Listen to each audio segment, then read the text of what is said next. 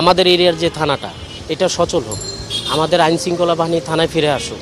আমাদের এলাকার মধ্যে যেটা মোহাম্মদপুর এলাকা, এটার মধ্যে ইদারিং মানে গণডাকাতি হচ্ছে, আর এটা তো সাধারণ পাবলিকের এটা করা সম্ভব না। আইনশৃঙ্খলা বাহিনী ওনাদের থাকতে হবে, কারণ ওনারা না থাকলে তো আমাদের তো এলাকার ব্যক্তি নিরাপত্তা পাচ্ছে না, কারণ ওনাদেরকে থাকতে হবে আমাদের এখানে।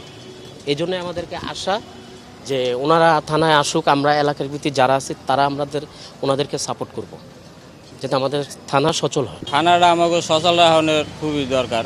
কালকে রাত্রে ঘুমানোর সময় মনে করেন আমার দরজার সামনে আমি পাড়া পুতা চাউলের ড্রাম এগুলো দিয়ে আসার পরে মনে করেন সারা রাত আমরা বয়ে রয়েছি, কিন্তু এইদিকে উনি ডাকাডাকি ওদিকে উনি ডাকাডাকি। এখন আমরা কি করুম?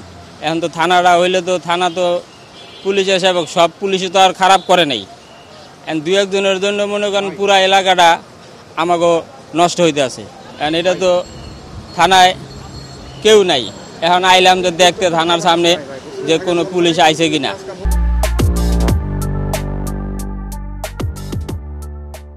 মাঠে নেমে যা দেখতেছি ট্রাফিক পুলিশদের দায়িত্ব আমাদের পক্ষে এভাবে পালন করা সম্ভব হচ্ছে না, আর আমরা সিস্টেমটা সম্পূর্ণ চেঞ্জ করে ফেলছি। আপনারা দেখতে পাচ্ছেন যে ট্রাফিক পুলিশের যে আগে সিস্টেমটা ছিল এখন সেটা নাই।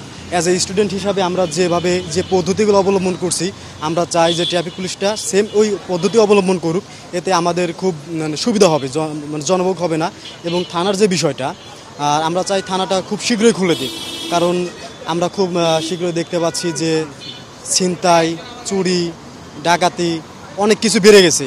হ্যাঁ, আর আমাদের পুলিশ ফোর্সটা খুবই দরকার, কারণ আমাদের সেনাবাহিনী ফোর্স বা অন্য যে ফোর্সগুলো আছে তাদের পক্ষে সবগুলো মেনটেন করা সম্ভব হবে না। এক্ষেত্রে আমরা চাই যে পুলিশটা খুব শীঘ্রই থানায় আসুক, ফিরে আসুক।